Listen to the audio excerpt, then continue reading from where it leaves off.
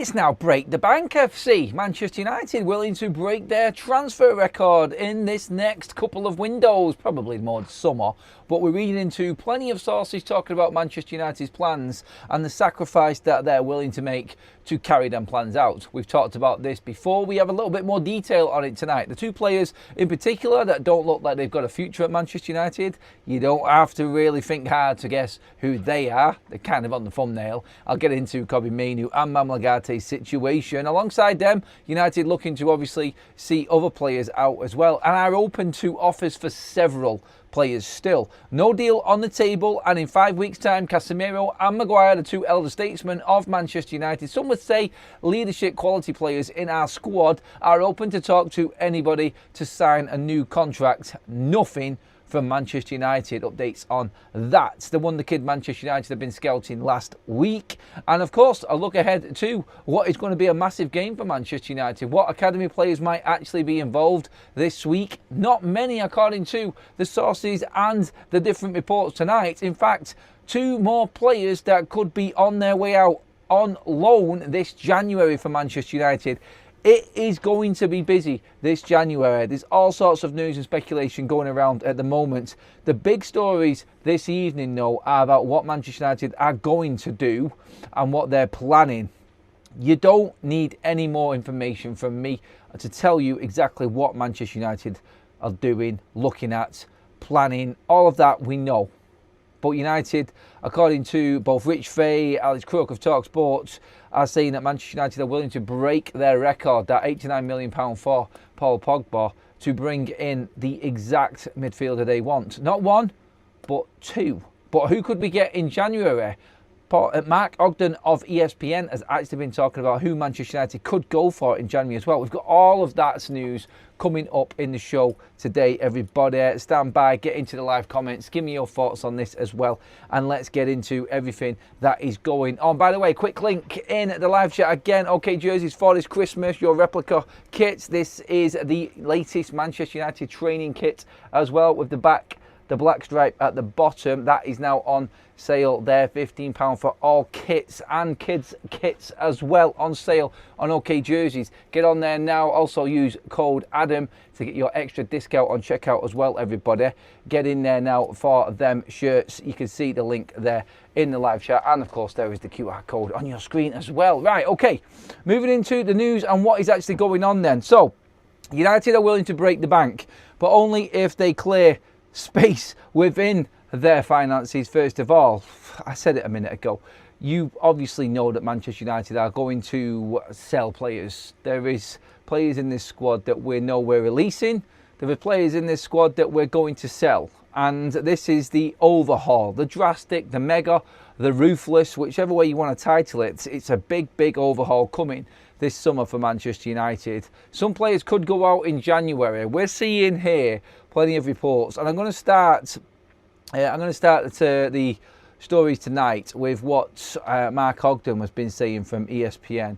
He has been opening up today on what is actually going on at Manchester United regarding the outgoing side of things, what Manchester United are looking to do. So this was his story. I'm just going to read through a bit of it actually that we've picked out here. Manchester United want two new midfielders and are also in the hunt for wing-backs to suit Aaron's 3-4-3 formation, but the imminent departure of Mbeumo, Ahmad Diallo and Nus Mazraoui to AFCON will hamper Manchester United's ability to do business in January, because players potentially heading for the exit door, Mainoo and Joshua Zirkzee, will need to be available to play.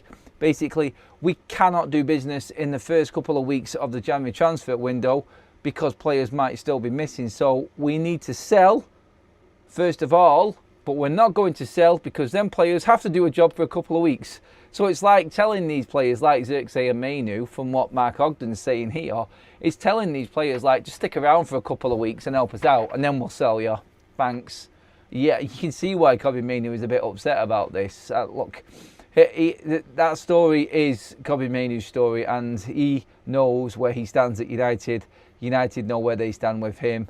Everybody's putting two and two together at the moment on this in the reports. We said our piece this morning as well, like we always do with Kobbie. There is an overhaul. Needed for improvement, but right now United's priority is overhauling their midfield. There's an overall need for improvement, and the overhaul in midfield is the main priority for Manchester United at the moment. United will listen to offers for Kobbie Mainoo, Joshua Zirkzee, Manuel Ugarte and Tyrell Malacia. Of course they would, but like we've said before, and like we all know already from what we've talked about here on FUTV, Tyrell Malacia is going on a free in the summer. His contract ends, so no one's going to buy Tyrell Malacia. They'll be open to anything. Like literally right now, if someone came in with $1 million, United might just take it because his contract is off the books, which is 75 grand a week for the next 6 months, which is quite substantial. And maybe a bit less actually with the cut-off from the Champions League involvement, which we're not in. But again, still, he's going to be going for free anyway. So anything that comes in from Malacia, they might be open to that. Interesting how they are open to Joshua Zirkzee exits. Other journalists have said no about Joshua Zirkzee. He's not going anywhere. I tend to agree with the other journalist over Mark Ogden on this one because, well, we need him. And he's pretty much said the same thing there. So really, are we looking at the last 2 weeks of the window? Because he has actually said that Manchester United could be very, very busy. So they're not going to get rid of players, he said, because they're desperately short on players and they need replacements for the AFCON trio that are leaving. Leaving in a couple of weeks. However, if United's hierarchy can unlock some funds, it would make a move for one of its key midfield targets, Anderson, Adam Wharton, Carlos Baleba and Angelo Stiller, in January. He's actually saying United would go for them in January.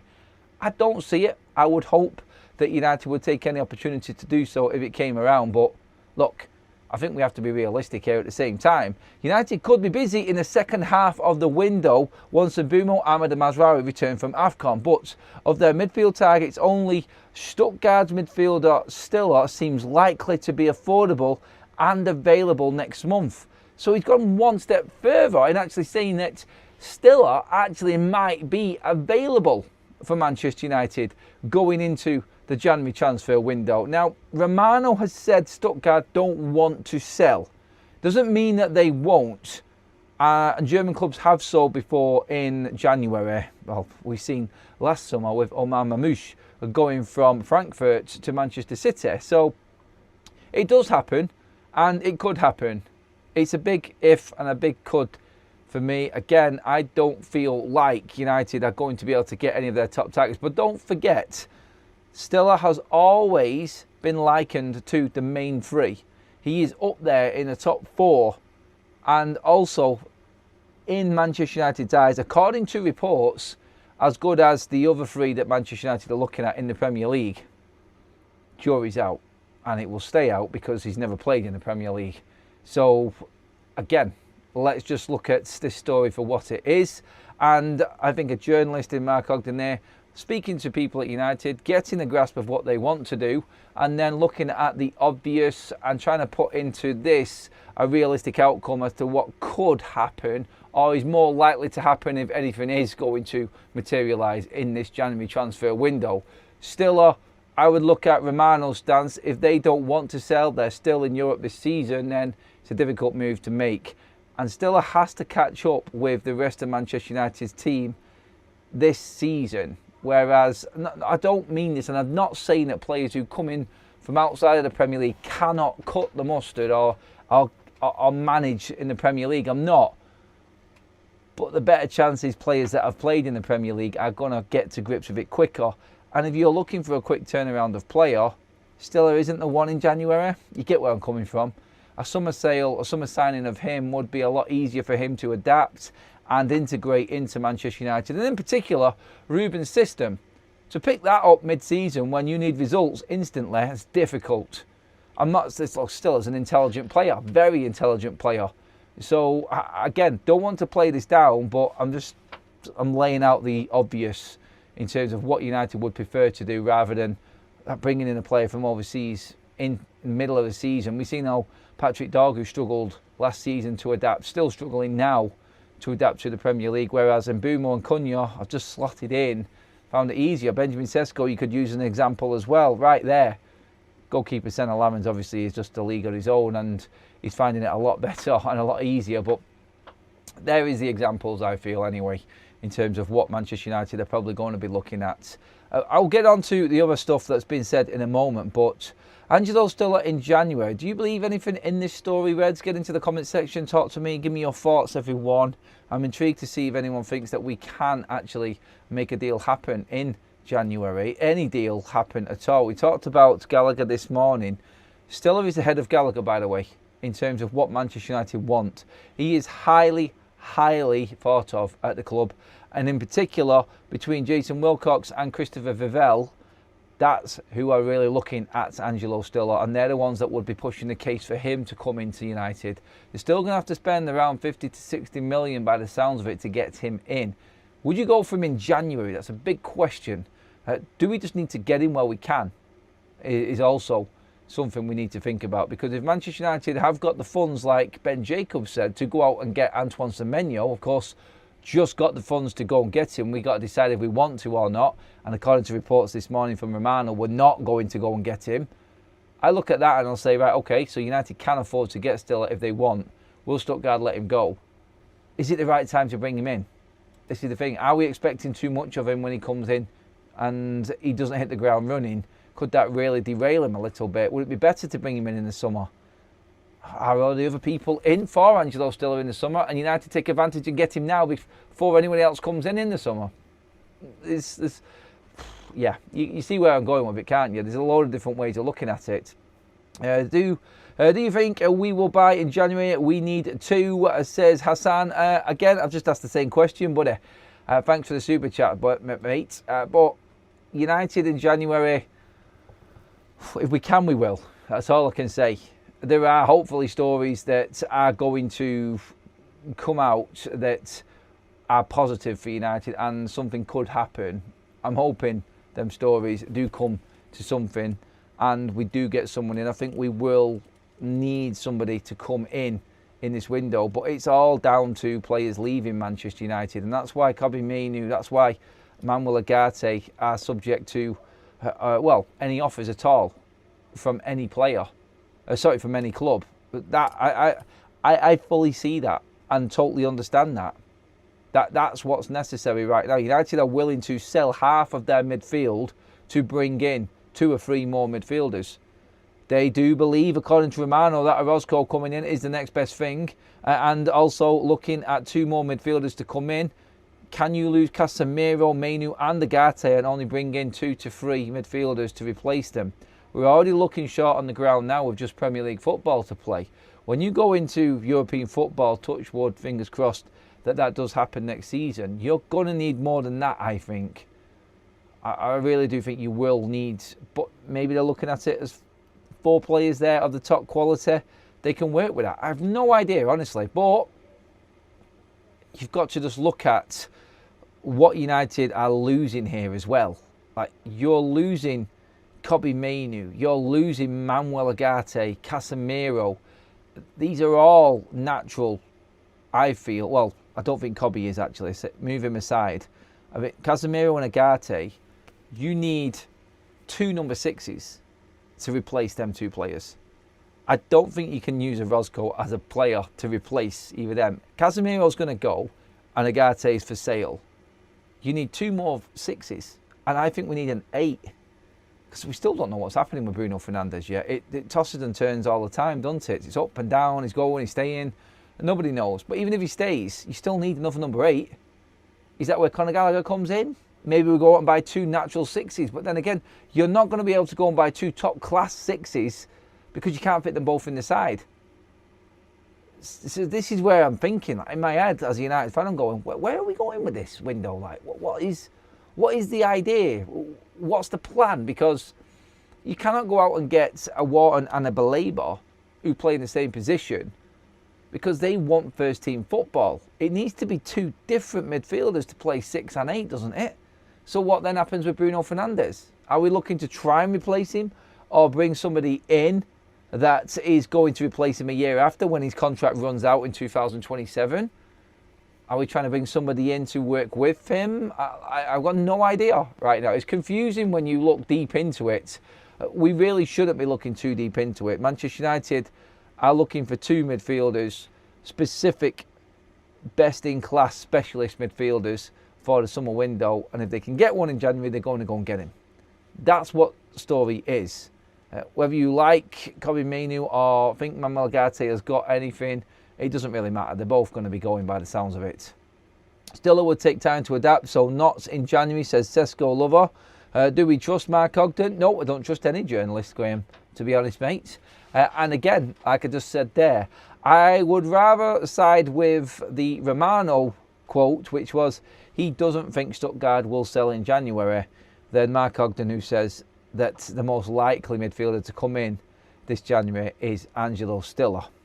The big thing that Mark Ogden has said here is the players leaving. That's what I think everybody is banging on about. They are well and truly prepared to let players go and are open to offers for several players. We just read it out there. Malacia, Xerxes, Mainoo, Ugarte are all surplus to requirements going into the summer transfer window. If anybody comes in January with offers, United will consider it, and that will then push them into the market to try and bring somebody else in. But we were told that United would only go for the best in class players and the players that would really change what they were doing and would give them something different. So that I still don't see. I'd go for Gomez in January, then go all in on Wharton and Anderson. It does look like, according to the Athletic though, DB, that United are not going to go for Gomez now. That is also being shut down by them. No negotiations or plans to go in for João Gomez now. It's another one that we thought could happen, and it could have, but it's being played down very, very heavily as well by United. Anderson, Wharton, Gomez and Gallagher, Adam, all four of them then, eh, Andy? That'll do. That's squad depth for you there, mate. Sell Bruno, I love him, but we will be a bit better team, I think that's supposed to say. Without him, I don't think we would be right now, mate. I really don't. Because you need to replace Bruno's output, and that's an impossible task. You need to start building a different way of playing to replace Bruno's goals, and you need contributors from all over the pitch to do that. We're not there yet, I don't think, because there is no one like Bruno out there that you can get. So we have to find a different way of playing. And this is why I think we're looking at different types of midfielders. You need, I think, a proper 6, a proper 8, and then cover for them. And then you're expecting your wing-backs to contribute more, and obviously hope that your forwards do keep on scoring goals also. Bruno Fernandes not being in the side is a lot of goals to miss and a lot of influence in games. So I don't think we're better off yet. We still need to find a way of playing without Bruno Fernandes, and we're nowhere near it yet. So I don't think that is anywhere near close in terms of finding a replacement for him anyway. Let's just see what else we've got in the chats here as well. Bruno missed 2 pens. Mount is better than Bruno because he missed 2 pens. Come on, we're not getting into the Bruno conversation again anyway. Let's not even go there because it's not going to happen with him. What's the point in spending 44 million on Gomez? I just don't see why we would want him. He goes missing in games at Wolves, and we have enough of those players. I don't think he does, mate. I think you're being a bit harsh on him there, but it doesn't really matter now anyway. If the Athletic are saying that we are not interested in him, then I think we can look at that and say, well, that's how it's going to be. Amrim said Bruno will need to get used to rotation in the future next season. He's going to have to be, mate. He's got to be. It's the only way you get used to being without him is by dropping him or leaving him on the bench and taking him off in certain games when you've got others there that could do a similar but different job. Not similar and different, that's the wrong way of putting it, but can fill that position but do it differently, I think. That's what you got to look at, I think, in this one. Anyway, moving on from that and where Manchester United are actually at, you can see the story going across the bottom of your screen right now. Affordable players and players that they could use and could bring in. United scouts watching Christos Mousakitis again. He is a player that Manchester United have been looking at for a very long time now again, and we've heard many stories about him. United were at the Real Madrid game, the 4-3 match. He's an award-winning teenage player, the first Greek player to win that award. I can't remember what it is, some Golden Boy award that Tutto Sports run. First Greek player to ever win that with nearly 40% of the vote. And United watching him again. I still don't know where we are with that one in terms of how these players are seen by United. Are they first team players to come in? You're not going to get Moussa Kittis very cheap. He's going to come at a bit of a premium price for an 18-year-old. The 18-year-olds that we're buying in, the cheaper ones, like a Roscoe, a Kukone, so on, them sorts of players, yeah, fair enough. United can easily afford them players, but Moussa Kittis is going to be a different ball game altogether. So looking at that, again, United have to be 100% on him, because he would cost Manchester United the sums of money that bringing somebody straight into the first team now would cost.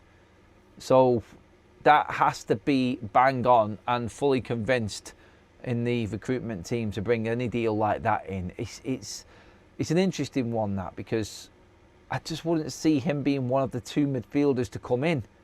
So this is why I think we're actually looking at maybe 2 or 3 midfielders, different categories of players. The ready-made Premier League plug-and-play players, and then the next level down, which is where I think Moussa Kittis is. We also talked about Bouadi as well being in that level of player. 18-year-old playing in another division, in another league in Europe, and obviously has to make a big step up if he's going to come to the Premier League. I don't think United are there for them players in January, but maybe in the summer. It'd be interesting, wouldn't it? Because that's the player that Brighton are looking to potentially bring in and replace Carlos Baleba if they sell him as well. Yes, indeed. Into the other stories, going to read through most of the news and what people are actually saying for you, so just hold on to your hats for this. This is what Rich Fay had to say earlier on. Manchester United could break their club record transfer fee to sign a top midfielder next year. United have made it a priority to refresh their midfield options at the end of the season and could sign 2 players in that position. Anderson and Wharton are both expected to cost in excess of 100 million. And their values could rise even higher if they start for England in the World Cup next summer. That's important as well. United's current transfer record is still the 89 million they spent to bring Paul Pogba back to the club from Juventus in 2016. Not breaking that transfer record for going on 10 years. It's been a decade. United definitely trying to be careful. Now, United might look at an opportunity here in the Marcus Rashford situation to also raise funds. And by that I mean, obviously, we know about the 26 million that Barcelona have as an option with the loan deal that's currently running at Barca from United. Marcus Rashford, according to sources inside Barcelona, and this has come up a few times this week, I've just not spoken about it that much, but again, it's come up today, so I thought I'd just bring it in case. But Marcus Rashford leaving Barcelona after his loan is the most probable scenario now for him. Barca are not going to trigger that loan. So where they seem to be happy with Marcus Rashford, there also seems to be a little bit of uncertainty within the Barcelona organisation about the quality of Marcus Rashford and whether he is worth that long-term investment. So Marcus, where we're going to lose the 26 million, if he carries on playing well, he might actually be worth more for United. And United's valuation could go from the 26 to the 40 like it was when he was at loan at Aston Villa last season. So that's something that we need to take into consideration here also. Marcus Rashford could actually be helping Manchester United out even more in the summer. Look, there's a long way to go until that deal is over, obviously. Full season long loan, but another story coming out again today on Marcus, coming from Spain sources obviously. This is that they are not fully convinced by the English striker and he's going to be sent back. Again, nobody wants you, mate, is the word, but someone will take Marcus Rashford. If he continues the form he's in this season, it's not been great. Obviously, a poor result against Chelsea recently. Barcelona not doing great in La Liga. Or not doing as good as they thought they probably would do. I think Marcus Rashford is probably just going to do enough to earn United the right amount of money come the summer. In fact, what would you sell Marcus Rashford for in the summer? Get into the chat, everybody, on this one, please. And let me know exactly how much you feel Marcus Rashford is worth to United if he doesn't sign for Barcelona at the end of this loan deal. Options are open. Let me know what you think. I'm getting into the chat now, actually. Anderson won't go to City. Look at what they did to Grealish and Kevin Phillips. Ooh, yeah, but Grealish did win Champions League, Premier League. So, I don't know. The word on it is at the moment with Elliot Anderson is that City are well and truly in for him. It could be a race between United and City in the summer. They're both prepared to lock horns and go all in for Elliot Anderson is the word today.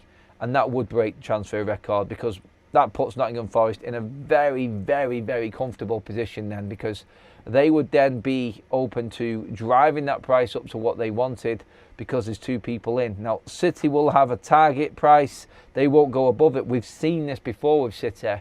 They won't go above. And United have done this before with them, with the likes of Harry Maguire. When City looks at that United ended up taking him for stupid amounts of money when he could have gone to City.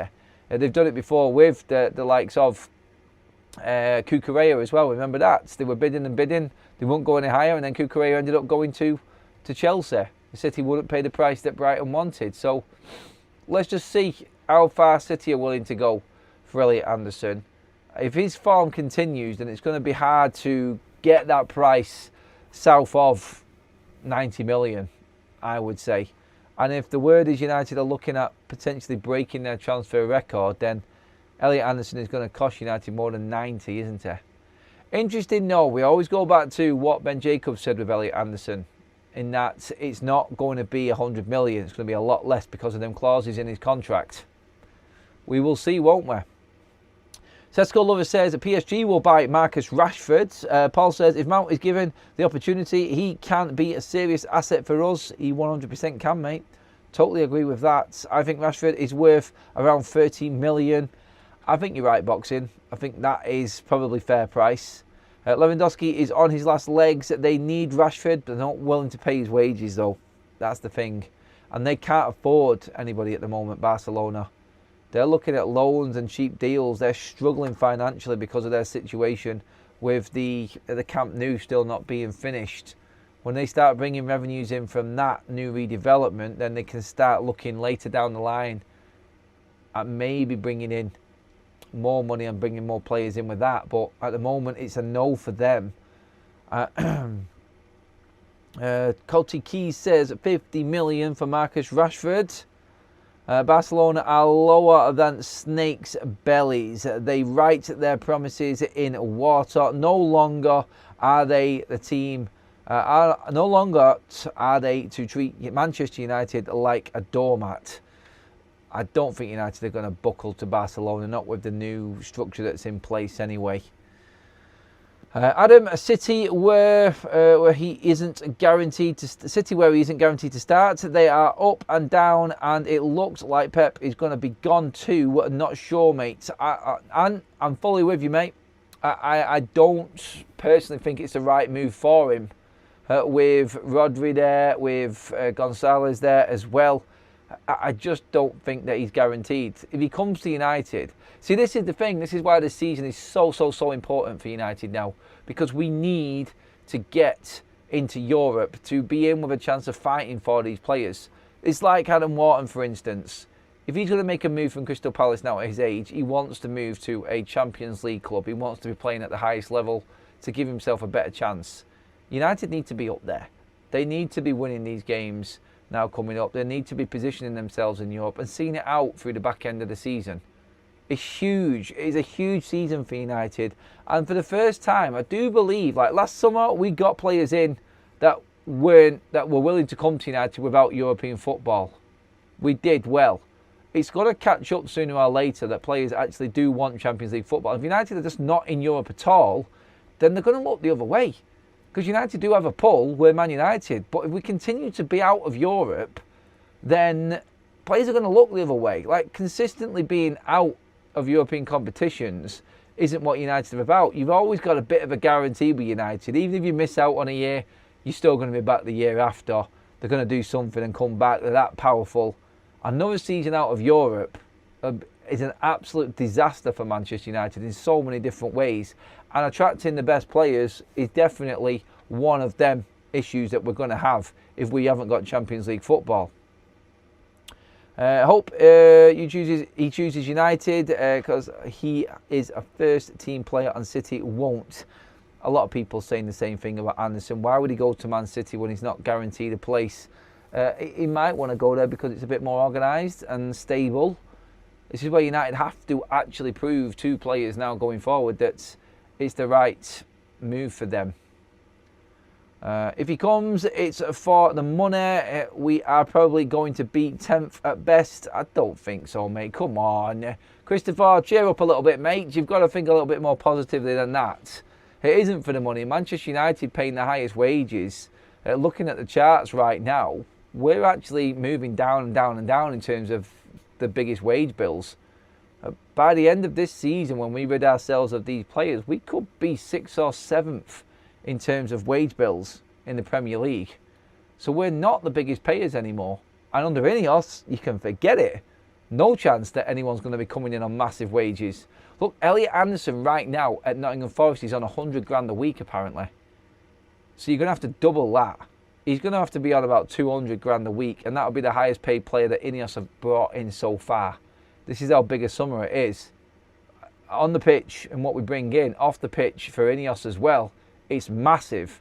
You're going to break the transfer record, and you're going to be paying the most wages out to anyone who has come in so far under the Ineos reign. It's huge. It's absolutely mammoth for United. Carl says, big difference in Mbeumo and Cunha were United fans. Anderson and Wharton aren't. They have zero loyalty to us if other clubs are in Europe.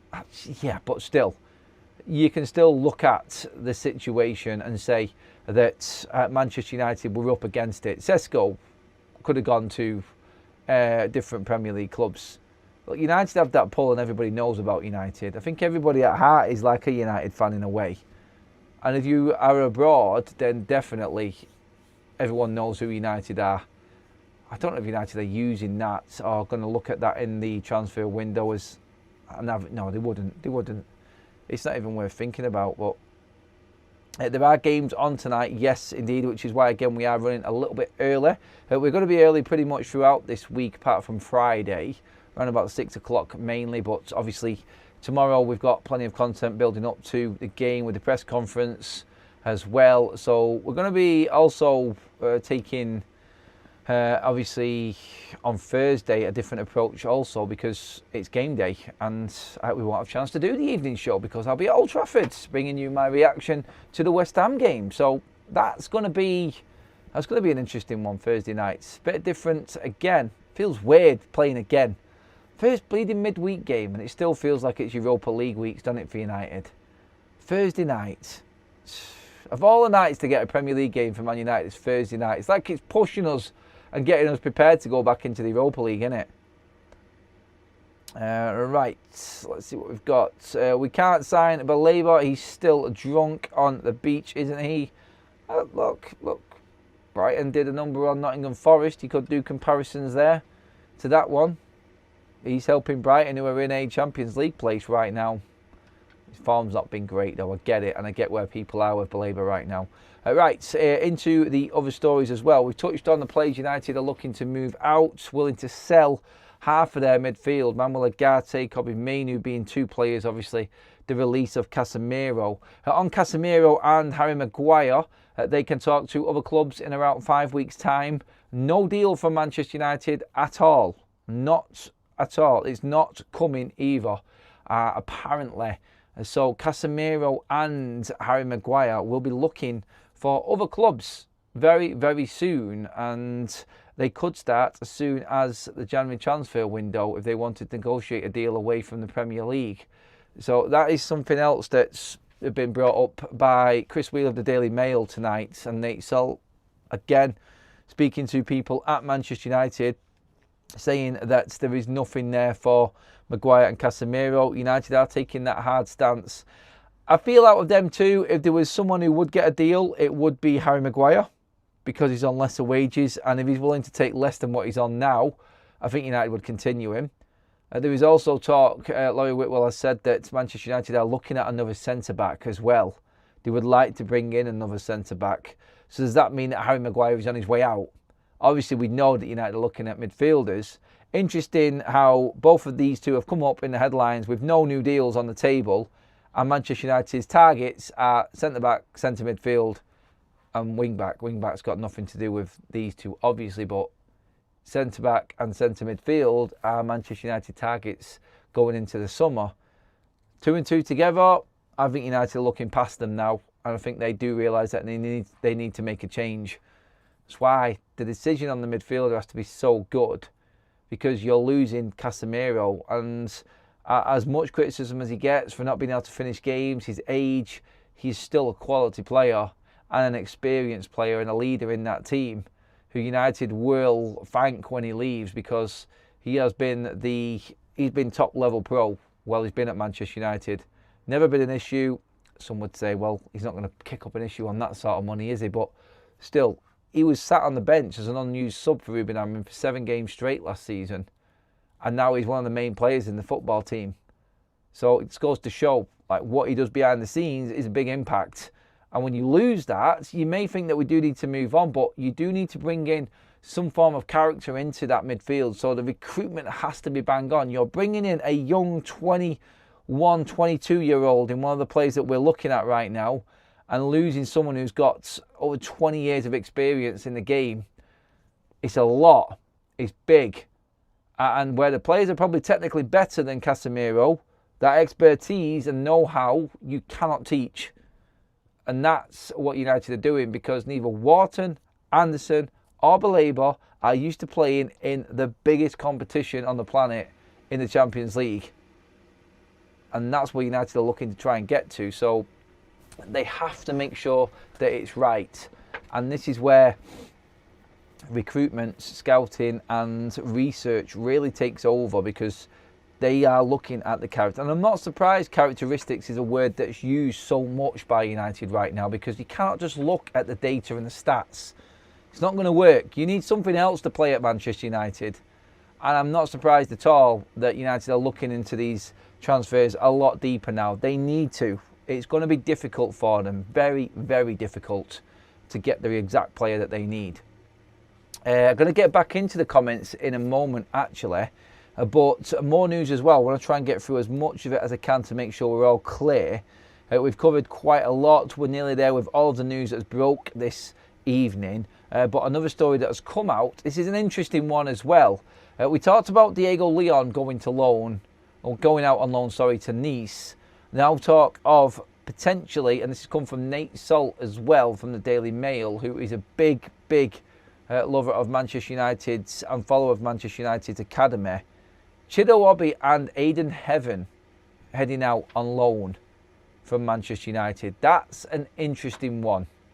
That is very interesting. That means that United are confident that they've got enough cover. Or does it say that they don't believe, even if in our hour of need, without any other forwards there, Chido isn't up for it and isn't good enough yet? I get why they would be looking to send him out on loan. I think it's the right move for Chido.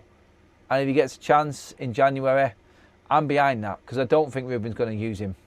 And I don't want him sat there on the bench doing nothing on match days when he could be playing under 21s games, because obviously if you're in the Man United match day squad, then you're not in the under 21 squad. Aidan Heaven, again, he's not playing games. He had to play against Solihull Moors the other day just to get some minutes in the legs. So loan him out. He's not going to get ahead of Luke Shaw and Martinez, Maguire or Yoro or De Ligt at the moment, is there? And even when Mazraoui comes back, he was favoured to come on and replace Yoro at weekend when Yoro wasn't playing too well. So Heaven is going to struggle to get in. I want to see more of him, but with no European football, we're right up against it, aren't we? We've said this all along. Without the games, United are struggling to get the minutes for the players. You're going to have to send them out on loan just to keep them playing and develop them even more. There's nothing we can do there. Our hands are tied because the team was so crap last season, and at the start of this season we went out of the Carabao Cup. You might have had opportunities if we were still in the Cup, but that's gone now. So Chido out on loan, Heaven out on loan, Leon out on loan, potentially James Scanlon and Bian Kerry also from the under-21s, joining the likes of Harry Amas and Radak Vitek, who are out on loan at Sheffield Wednesday and Bristol City respectively. So that, again, I think is a positive move, and necessary is the right word, I think, to use there, because they're not going to play for United. Fletcher, Shea Lacey, of which Shea Lacey trained again with the Man United first team squad over the last 2 days. So is he going to be in the matchday squad again for Manchester United? And this is the point I'm trying to make. Shea Lacey, he's in the matchday squad. He's then not playing any football at all because he's sat on the bench. I'd rather him be in the under-21s or loaned out than sat on the bench doing nothing. And that's only if we know that there are other players on that bench that Ruben will always use ahead of Shea Lacey. Now, if we have got a bit of a crisis, i.e. an international tournament's coming up and we're going to miss a few players, Xerxes going to start. We don't know what's going to happen with Kobbie Mainoo. Shea Lacey has a spot on that bench then. And that's what I think United are thinking here. I would not put it past United also thinking of a loan coming into the last few weeks of the January transfer window, the last few days, of the January transfer window, sending Shea Lacey out on loan as well. Just food for thought, just putting that out there. I think that is a possibility also.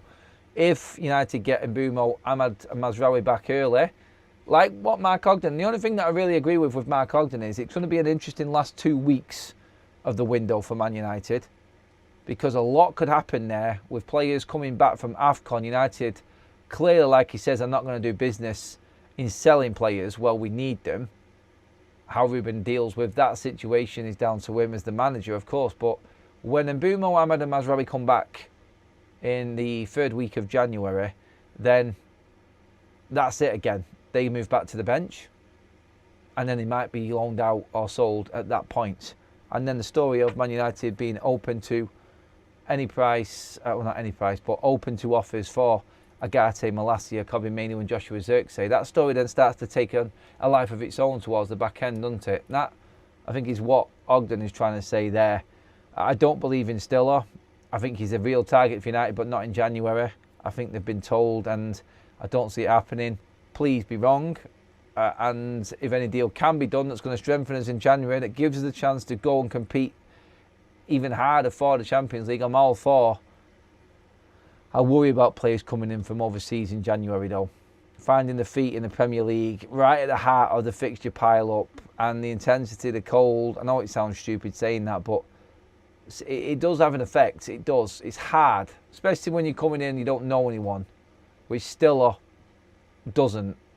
I don't think it's right for January. And I'm not going to sign someone just because we need to sign someone. That's where my head is at anyway at the moment. Please pop a like on the video if you haven't already, everybody. We're creeping up to that 200 mark. It will be great. 2 live streams with the 200 likes would be absolutely brilliant. Be pointless if Elliot Anderson is going City. Lacey will get him in before January. Maybe. Maybe not. I hope he does, mate. I hope he does, Donning. I really do. Boxing says, I'm just not convinced at all by the 5 at the back Warrior. He has 5 crap defenders out there and never even signed a quality centre-half. You build from the back. I think we've got good defenders there, mate. I think we have got enough there at the moment. But United are up where we are in the league right now because we bought new forwards in. We're scoring more goals. We're creating more chances. That's why United are where we are in the league. Look, we scored 21 goals. It's our best haul for years, but we conceded 20, which is worse than last season at this stage of the season. So it goes to show, yeah, it may look like United are worse at the back, and it has cost us in certain games. Forest, Spurs, we could have been 4 points better off right now and pretty much up there in second in the bleeding league if we'd have held on to wins in them 2 games. That's even with the Everton defeat. So it does show you that we are conceding goals and it is costing us, but we are scoring more goals and that is always going to win you more games.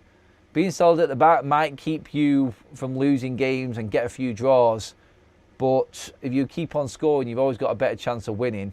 And that's why we have got 4 wins in 7, 2 draws and 1 defeat. It is because we're scoring more goals and we've got more goal scorers on the pitch. The beauty of weekend was that we had 2 players score the winning goals that we didn't expect. Now that's going to have to continue if United don't spend any money in January, and I'm not convinced by that. As good a result it was, I still need a lot more convincing.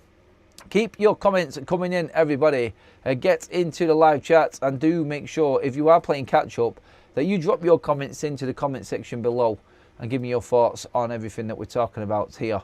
Mainoo out, Ugarte out, Malacia out, Xerxes out. United open to offers is the top story to fund a record-breaking midfield overhaul where Manchester United are apparently going to be looking to spend over 200 million on a new central midfield. Interesting. Not interested. I am interested because I want United to do that, but it's going to be interesting to see if we pull it off. Adam, we are 7th. Ollie got sacked in 7th. It's crazy. We are praising Scamarim for being 7th. We're United. We are 3 points off top 4. That's why he's still there and why we are talking the way we are, mate. It's not about positions at the moment. It's about the points, isn't it? And I've said this before. I do. Look, there's a lot of people disagreeing with me in the chat there. A lot of people disagree with me on what, please, Dark Knight, as well. When anyone says that in the comment section, please just give me a bit of context because the live chat flies up there and I sometimes lose what people are trying to ask me because there's so many comments in on different subjects. So please put exactly what you mean in there as well, everybody. We're not praising 7th. We're looking at it as being better than last season. And I look at the last 7 games, and like I described when we beat Crystal Palace, it's one step in trying to convince me that we can get over that debacle which was Everton. We beat Palace. I want us to beat West Ham. I want us to beat Wolves. And then we'll start talking again. I'm not getting carried away. I'm not even getting into where we are in the league in this video. It's about how United improve. And I have said that United need to spend to have a better chance. So I'm not with where we're at and what we've got in this squad right now. I'm looking at positives that could be there that obviously might still not come through either. I think we need to bring somebody else in if we are going to get back into the Champions League. And that's top 5. That's my position and where we're at right now. Thank you for the gifted membership. London, absolutely love that, matey. Really appreciate that again. Another super chat in from Hassan. What's Adam's score prediction for Thursday? I'm going to go with a 2-0 win to Manchester United against West Ham. I'll talk more on that tomorrow and build up for the game and with the press conference and everything. The midfield is the reason we're conceding more goals, Adam. Yep, I've said that before, mate, as well. I've said that before. I think the defence is getting a bad rap. And I have praised the defence tonight. I don't think it's that bad. I do think that we are not controlling games in midfield and then giving needless possession away to the opposition. That happened against Spurs. That also happened against Nottingham Forest. We fixed that. We fixed that midfield, and then we become a much stronger team. Defence and forward line will improve significantly. Let Mainoo go. He should go where he can play, says Sung Lee. Cal says we could have drawn to Burnley. We could have lost to Spurs and Forest, Fulham, even Liverpool. We can't use it. We can't use if did this or what to say. We could be second. It didn't happen, and it could be. Oh God, typo central, Cal. Sorry, mate. I get what you're saying. We could have lost to Spurs. We could have beat Spurs. We could have lost to Forest. We could have beat Forest. Yes, we could. We drew both of them games, and they have put us in the position that we're actually in. And yes, we missed a penalty against Fulham, which we should have scored, and we missed a penalty against Brentford, which we should have scored. And them games could have been different also. You can, if, but, maybe all you want, buddy. But at the end of the day, United are 3 points off 4th. 3 points off 3rd, in fact. And are in a miles more better position going into this fixture list now than we was this time last season. They're the facts. There's nothing you can argue with that. We're better than we was last season, and the games are a lot closer. We're not getting dicked every single week by shite teams. That's where United are at. That you cannot argue with. So let's see what else we've got in here. Adam, don't you think that Mount has been underrated and unfairly criticised for injuries? Yeah, I do, mate. I think Mount's been one of our steadiest players this season. I think he's been up there, one of our better performers. I think he does get a bad rap, and he has been fit and available for us all season. So again, I think he could be a real weapon for Man United this season. Let's see what else we've got in here as well.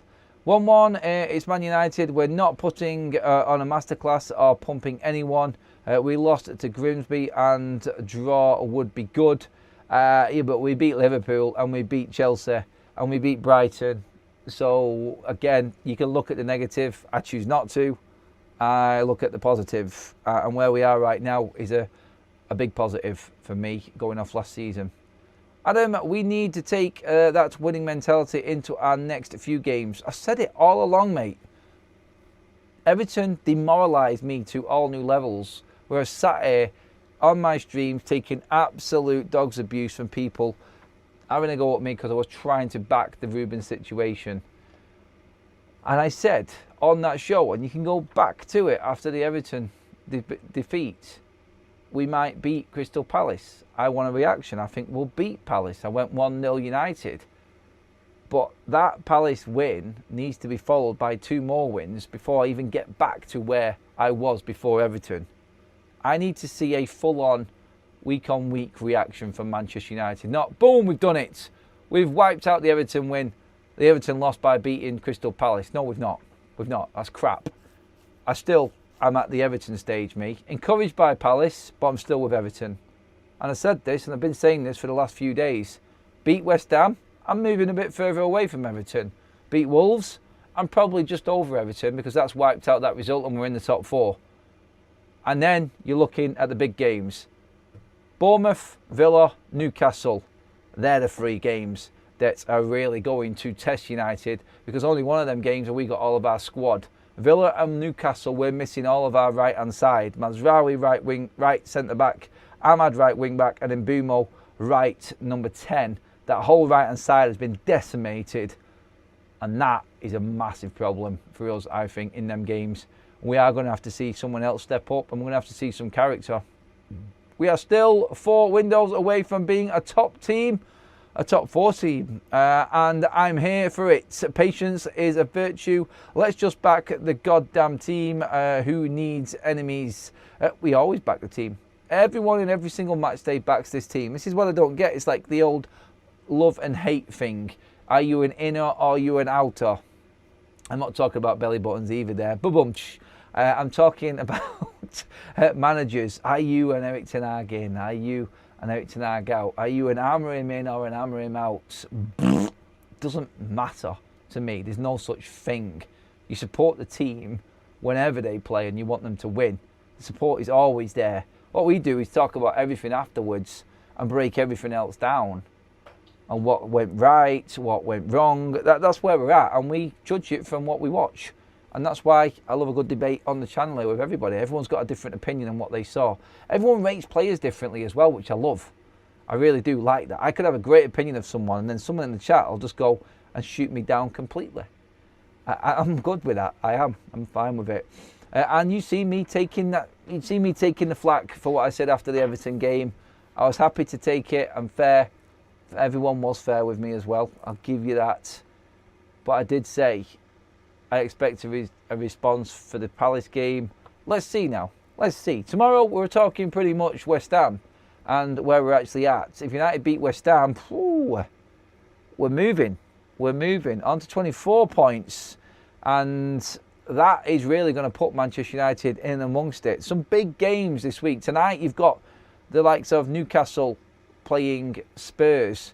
Who's going to win out of that one? They're 2 teams in and amongst us. Someone's going to drop points there. You're looking at, is it Liverpool against Sunderland? We're going to be covering that game actually here on FUTV on Wednesday. And that's another one that you're going to be looking at tomorrow. Like, are Sunderland going to drop points finally? Are they going to take points off Liverpool? And we could move further away from Liverpool again. But there's so much going on right now. I think United could take full advantage of it. I think this is a good chance for United to gain a bit of momentum. We can get another 3 wins in a row by beating West Ham and Wolves. God forbid Man United could actually beat West Ham and Wolves. 2 teams in the bottom 4 in the league. We should be looking forward to these games and going into them and beating these teams. I know Everton is still there and everyone's like, yeah, you should have beat Everton and all of that. But I'm hoping that they've learned from that and then got that result against Palace. Give them enough incentive to just go bang. Let's just go and take this to West Ham and Wolves now and get these games won. If buts and maybes again, isn't it? I know.